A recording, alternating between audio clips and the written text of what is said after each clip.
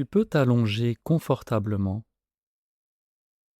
Si tu veux, tu peux bouger un petit peu, juste pour trouver la position la plus confortable, celle où ton corps se sent bien.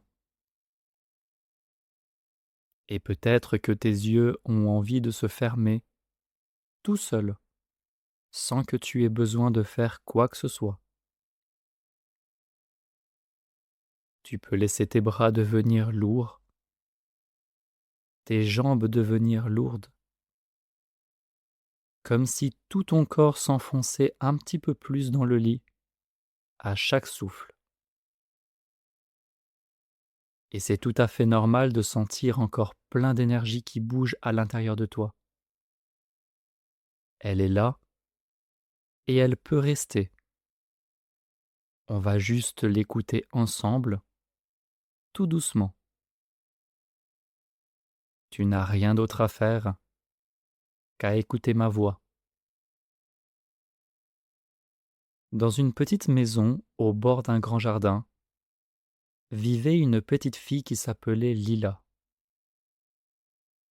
Lila avait des cheveux qui dansaient tout le temps autour de sa tête, comme s'ils n'arrivaient jamais à rester en place. Et à l'intérieur d'elle, c'était un peu pareil. Lila adorait courir, elle adorait sauter, grimper, tourner sur elle-même jusqu'à ce que le monde devienne tout rond. Ses pieds avaient toujours envie d'aller à quelque part. Et ses pensées, elles, partaient dans tous les sens, comme des petits oiseaux qui s'envolent en même temps. Ce matin-là, le soleil entrait par la fenêtre et posait une lumière toute douce sur le plancher de bois. Lila sentait l'air frais du jardin qui venait jusqu'à elle. Elle entendait, au loin, le chant des oiseaux.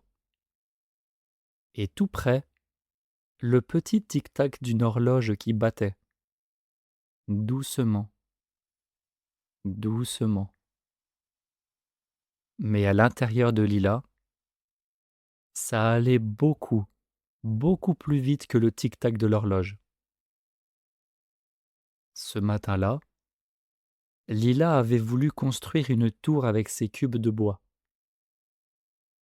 Elle avait posé un cube, puis un deuxième, mais déjà, ses yeux étaient partis vers la fenêtre, où un papillon passait.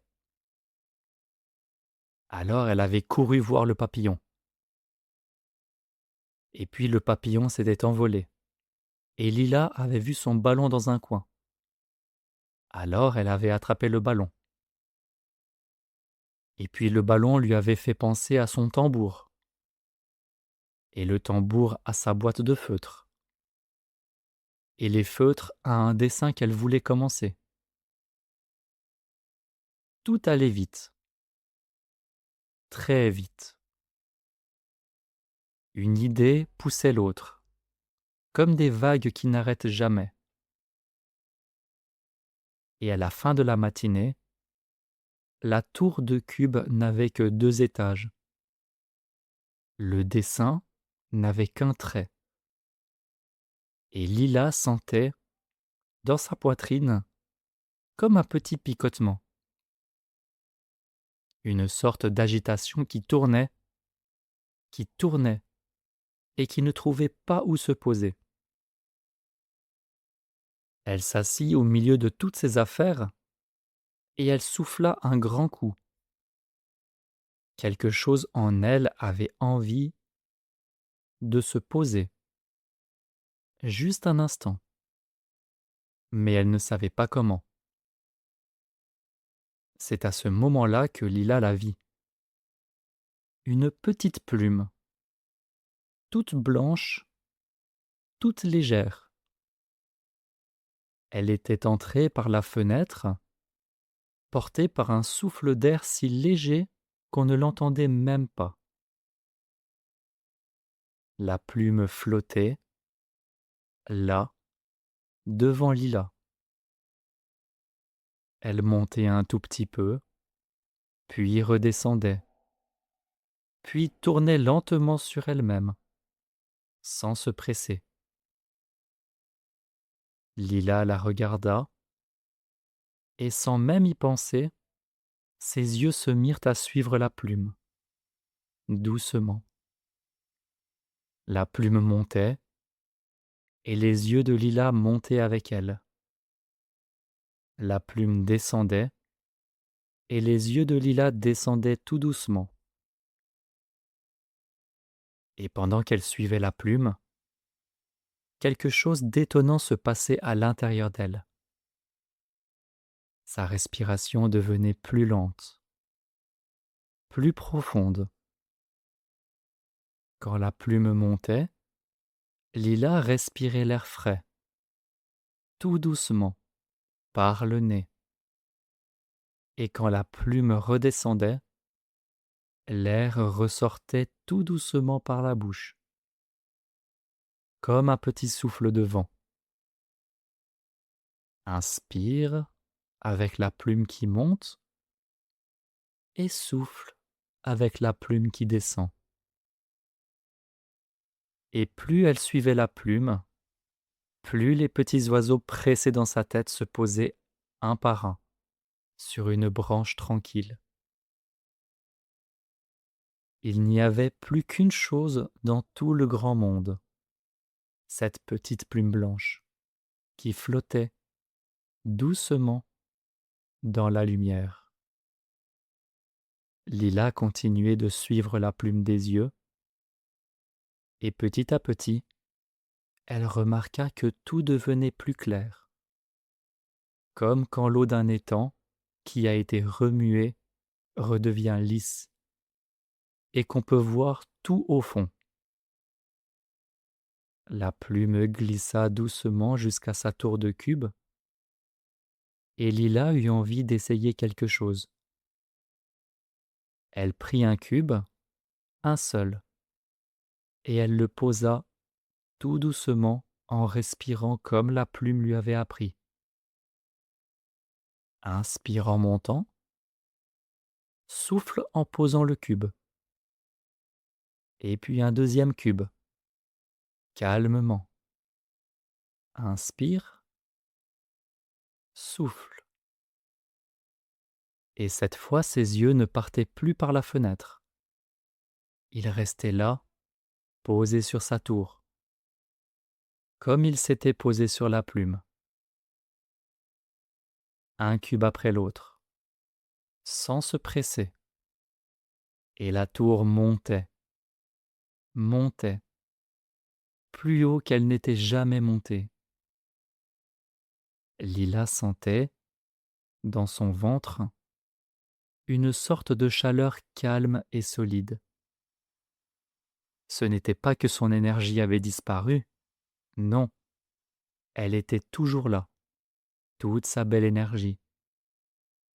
Mais maintenant elle coulait dans une seule direction, comme une rivière tranquille qui sait où elle va.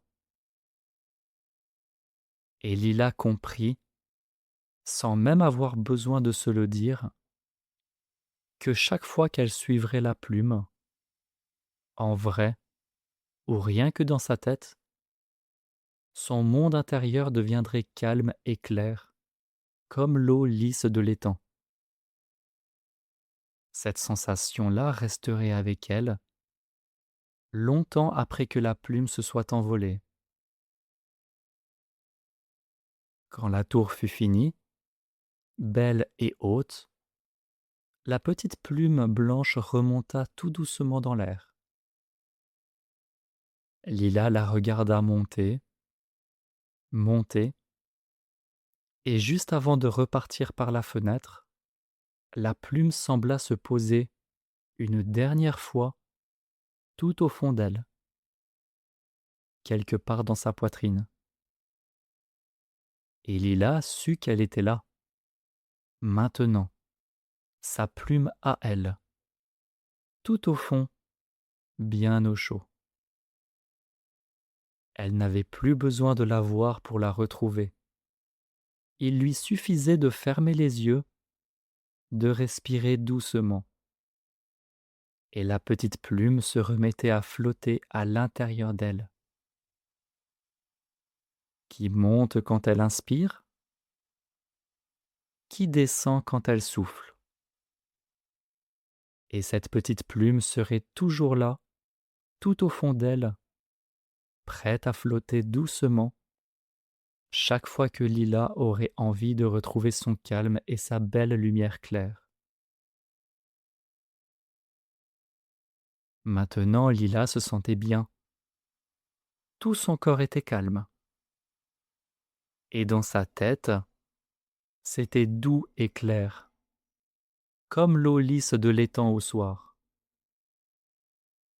Elle s'allongea là où elle était, et elle laissa la petite plume flotter encore une fois, tout doucement, à l'intérieur d'elle, qui monte quand elle inspire, qui descend quand elle souffle.